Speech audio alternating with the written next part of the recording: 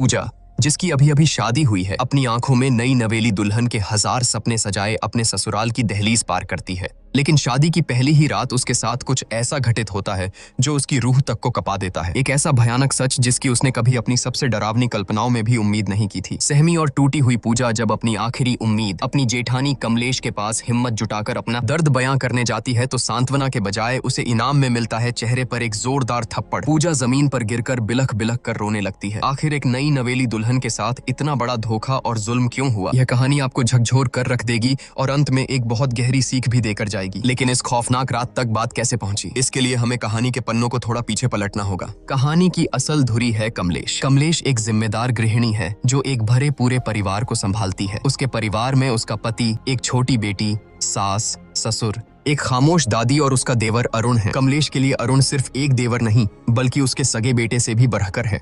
वक्त अपनी रफ्तार से आगे बढ़ता है। अब अरुण जवान हो चुका है और पूरा परिवार उसके लिए रिश्ता देखने जा रहा है। जिस लड़की को देखने पूरा परिवार जा रहा है उसका नाम है पूजा। इंग्लिश ऑनर्स में बीए कर चुकी पूजा अपनी बातों और आत्मविश्वास से सबका मन मोह लेती है। जब वह अपनी मीठी आवाज में एक अंग्रेजी गाना गाकर सुनाती है तो मानो पूरा परिवार उस पर फिदा हो जाता है। अरुण तो जैसे उसे देखते ही अपना दिल हार बैठता है। लेकिन इस पूरे कमरे में एक शख्स ऐसा था जिसके चेहरे पर खुशी की जगह एक उलझन थी। कमलेश को पूजा का यह मॉडर्न और बेबाक अंदाज बिल्कुल रास नहीं आता, लेकिन अरुण की खुशी और उसकी जिद के आगे कमलेश को झुकना ही पड़ता है। मन मारकर ही सही वह इस रिश्ते के लिए हामी भर देती है। उसी दिन चट मंगनी पट ब्याह की तर्ज पर धूमधाम से रिंग सेरेमनी हो जाती है। पूजा की उंगली में अरुण के नाम की अंगूठी सज जाती है, लेकिन किसी को नहीं पता था कि यह खुशियां सिर्फ एक रात की मेहमान हैं। अगली सुबह कमलेश अपनी सास के साथ ऑटो से कहीं जा रही होती है। अचानक रास्ते में उनकी नजर एक भारी भीड़ और शोर शराबे पर पड़ती है। कुछ लोग सड़कों पर विरोध प्रदर्शन कर रहे थे। तभी भीड़ के बीच कमलेश की नजर एक ऐसे चेहरे पर पड़ती है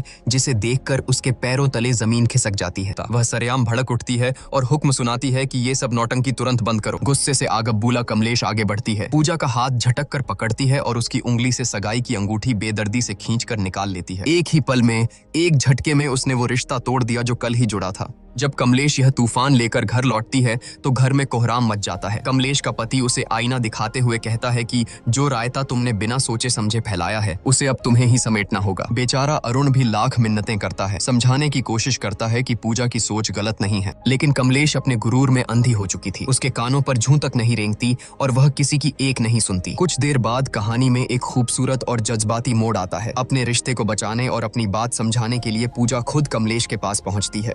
वह बहुत ही नरमी से माफी मांगते हुए कहती है कि अगर हम सही के लिए और दूसरों के हक के लिए खड़े नहीं होंगे तो यह दुनिया धीरे धीरे खत्म हो जाएगी। कमलेश जो भले ही पुरानी सोच की थी लेकिन दिल की साफ थी, पूजा की बातों की गहराई को महसूस कर लेती है। उसका दिल पसीज जाता है और वह मुस्कुराकर कहती है कि मुझे बातें जरा देर से समझ आती हैं, लेकिन जब एक बार समझ आ जाएं तो मैं सही का साथ कभी नहीं छोड़ती। यह कहकर कमलेश पूरे मान सम्मान के साथ वो अंगूठी वापस पूजा को सौंप देती है। आखिरकार शहनाइयां बजती हैं और अरुण तथा पूजा विवाह के बंधन में बंध जाते हैं। लेकिन शादी की इस चकाचौंध के बीच एक परेशानी छिपी थी। शादी वाले दिन पूजा की तबीयत बेहद खराब थी। तेज बुखार और बदन दर्द के कारण उसका बुरा हाल था। फेरों के वक्त भी वह दवाइयों के सहारे मुश्किल से खुद को खड़ा रख पा रही थी। शादी की रस्में पूरी होने के बाद आती है वो रात जिसे हर नई नवेली दुल्हन अपनी जिंदगी की सबसे खूबसूरत रात मानती है, सुहाग रात। अरुण कमरे में आता है और कुछ इधर उधर की औपचारिक बातों के बाद वह पूजा के करीब आने लगता है। पूजा जो दर्द और बुखार से टूट रही थी बहुत ही स्पष्ट शब्दों में अरुण से कहती है कि मेरी तबीयत बहुत ज्यादा खराब है, मुझे तेज बुखार है और पूरा शरीर दर्द से टूट रहा है। प्लीज आज हम कुछ भी नहीं करेंगे। लेकिन अरुण पर जैसे हवस और पति होने के गुरूर का भूत सवार था। उसने पूजा की एक न सुनी। पूजा के लगातार मिन्नतें करने, रोने और मना करने के बावजूद अरुण ने अपनी मर्दानगी के अंधे नशे में उसके साथ जबरदस्ती की। नई दुल्हन के वो सुनहरे सपने उसी बिस्तर पर बुरी तरह कुचल दिए गए। सुबह की किरणें कमरे में आईं, लेकिन पूजा की दुनिया में हमेशा के लिए अंधेरा छा चुका था। वह दर्द और सदमे से कराहते हुए बस रोए जा रही थी। अरुण उसे चुप कराने की कोशिश करता है, मानो कोई बहुत मामूली बात हुई हो। वह बड़े हक से कहता है कि अरे मैं तुम्हारा पति हूँ, यह तो मेरा हक है। शादी के बाद तो यह सब होता ही है। यह सुनकर पूजा के अंदर का दर्द एक चीख बनकर फूट पड़ता है। वह बिलखते हुए अरुण की आंखों में देखती है और कहती है कि हक तूने मेरा किया है। शब्द सुनकर अरुण सन्न रह जाता है, लेकिन अपनी घिनौनी हरकत पर शर्मिंदा होने के बजाय उसकी मर्दानगी को चोट लग जाती है। वह गुस्से से आगबूला होकर कहता है कि अगर तुझे लगता है कि मैंने कुछ गलत किया है तो जा बाहर और चिल्ला चिल्लाकर सबको बता दे। यह कहकर वह निर्दयता से पूजा को कमरे से बाहर निकाल देता है। रोती कांपती पूजा जैसे ही कमरे से बाहर आती है, उसकी नजर आंगन में खड़ी कमलेश पर पड़ती है। कमलेश घर की और पड़ोस की कुछ औरतों से बात कर रही थी। पूजा के कानों में कमलेश की आवाज पड़ती है कि औरतें जितना किसी बम के फटने से नहीं डरती, उतना अपनी इज्जत का तमाशा बनने से डरती हैं।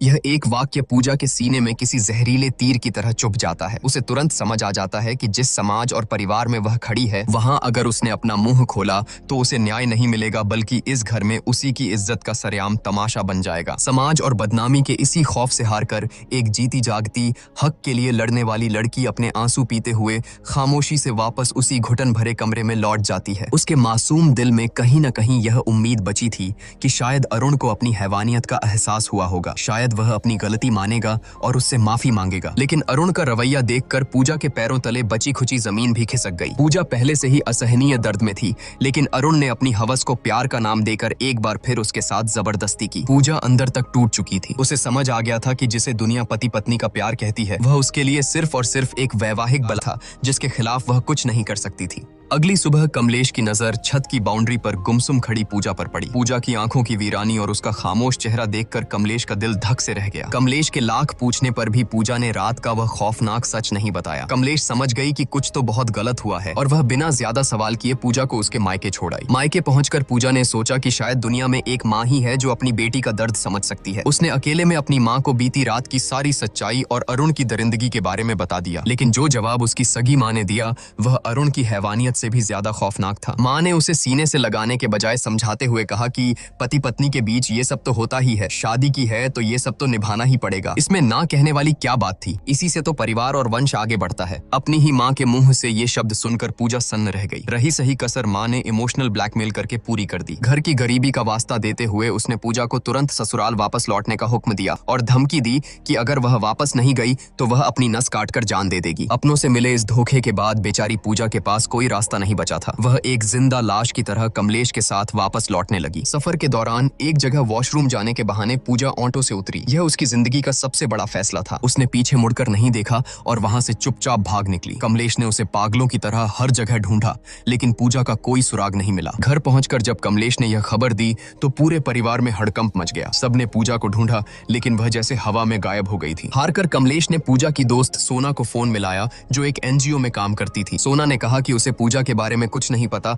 लेकिन वह उसे ढूंढने की पूरी कोशिश करेगी। आखिरकार सोना की तलाश पूरी होती है। पूजा उसे एक सुनसान पार्क के कोने में गुमसुम किसी सहमी हुई बच्ची की तरह बैठी मिल जाती है। जब कमलेश वहां पहुंचती है तो पूजा हिम्मत जुटाकर अरुण की उस खौफनाक रात की सारी दरिंदगी और सच्चाई कमलेश के सामने उगल देती है। लेकिन सालों से अरुण को अपने बेटे की तरह पालने वाली कमलेश का अंधा विश्वास सच्चाई पर भारी पड़ जाता है। सच सुनने के बजाय कमलेश का गुरूर टूटता है और वह गुस्से में आकर पूजा के गाल पर एक जोरदार थप्पड़ जड़ देती है। वह चिल्लाती है और पूजा को लगभग घसीटते हुए वापस उस कैद खाने में ले आती है। भले ही कमलेश ने पूजा को थप्पड़ मार दिया था, लेकिन एक औरत होने के नाते उसके अंदर शक का एक बीज बोया जा चुका था। वहीं दूसरी तरफ हम देखते हैं कि हनीमून के खूबसूरत वादियों में पूजा अंदर से पूरी तरह वीरान और खौफजदा थी। वह अरुण से एक आखिरी उम्मीद के साथ बात करने की कोशिश करती है, लेकिन अरुण की आंखों में प्यार नहीं, सिर्फ एक भूखे भेड़िए जैसी हवस थी। वह एक बार फिर पूजा की चीखों और आंसुओं को अनसुना करते हुए उसके साथ जबरदस्ती करता है। बेचारी पूजा उस बिस्तर पर तड़पने और रोने के अलावा कुछ नहीं कर पाती। वह जिसे अपनी जिंदगी का साथी समझकर समझाने गई थी, वह सिर्फ एक झल्लाद निकला। पूजा को उस रात पूरी तरह समझ आ गया था कि अरुण की नजरों में वह कोई पत्नी या प्यार नहीं, बस उसकी हवस मिटाने का एक बेजान जरिया भर थी। पूजा की जिंदगी एक जीते जागते नर्क में बदल चुकी थी। एक रात खौफ से कांपती पूजा खुद को बाथरूम में बंद कर लेती है। बाहर से अरुण दरवाजे को पीटते हुए उसे बाहर आने का हुक्म देता है। अंदर से डरी सहमी पूजा रोते हुए कहती है कि आज मैं तुम्हारे करीब नहीं आ सकती, मेरे पीरियड्स शुरू हो गए हैं। लेकिन एक हैवान के सिर पर सवार हवस को भला कोई कैसे रोक सकता था? अरुण का जवाब किसी भी इंसान की रूह का पाने के लिए काफी था। वह बेशर्मी और क्रूरता से कहता है कि मुझसे झूठ मत बोल, दरवाजा खोल, मुझे देखना है। यह सुनकर बाथरूम के अंदर खड़ी पूजा की जान सूख जाती है। उसे समझ आ जाता है कि यह दरिंदा उसकी कोई बात नहीं मानेगा। इसी खौफ और बेबसी के बीच पूजा की नजर वहां रखी एक ब्लेड पर पड़ती है और सीन यहीं कट हो जाता है। अगली सुबह घर में कोहराम मच जाता है। सबको पता चलता है कि पूजा अस्पताल में है और उसकी हालत बेहद नाजुक है। पूरा परिवार बदहवास हालत में वहां पहुंचता है। अरुण अरुण बड़ी चालाकी से कमलेश और बाकी घर वालों को गुमराह करते हुए कहता है कि उसे औरतों वाली कोई अंदरूनी दिक्कत थी,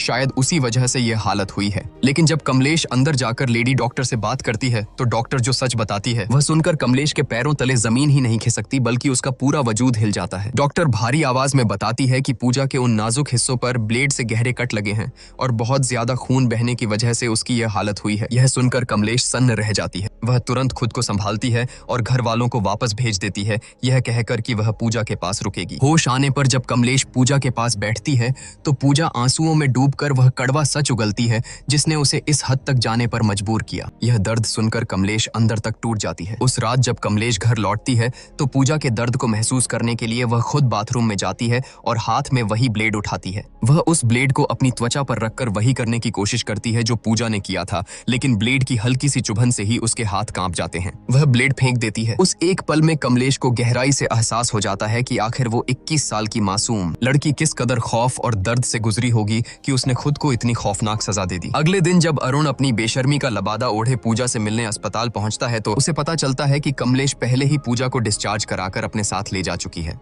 अपनी पत्नी की इतनी गंभीर हालत के बावजूद उस जाहिल इंसान के दिमाग में सिर्फ एक ही बात चल रही थी। वह बेशरम होकर लेडी डॉक्टर से पूछता है कि अब मैं अपनी पत्नी के साथ इंटीमेट तो हो सकता हूँ ना? यह घिनौना सवाल सुनकर डॉक्टर का खून खौल उठता है। वह डॉक्टर पूजा के वो खौफनाक घाव देख चुकी थी और जानती थी कि इसके पीछे कौन है। वह अरुण पर बुरी तरह भड़क जाती है और पूरी ताकत से चिल्लाते हुए कहती है कि बहुत ही नीच और घिनौना इंसान है तू, तेरे जैसे जाहिलों के आड़ में तो गोली मार देनी चाहिए। वह तुरंत सिक्योरिटी गार्ड्स को बुलाती है और अरुण को धक्के मारकर अस्पताल से बाहर फेंकवा देती है, यह चेतावनी देते हुए कि यह जानवर इंसान दोबारा मेरे अस्पताल के आसपास भी नहीं दिखना चाहिए। पूजा जो अपनी आंखों में शादी और एक नए जीवन के 1000 सुनहरे सपने लेकर इस घर में आई थी, आज उसकी जिंदगी एक ऐसे भयानक नर्क में तब्दील हो चुकी है जहां उसका ही पति उसका सबसे बड़ा मुजरिम बन गया है। प्यार और हक के नाम पर पूजा ने जो झेला है वो मौत से भी बदतर था, लेकिन अब जब पूजा मौत के मुंह से वापस लौट आई है और उसे उस कमलेश का साथ मिल गया है जो कल तक उसी के खिलाफ खड़ी थी, तो अब आगे क्या होगा?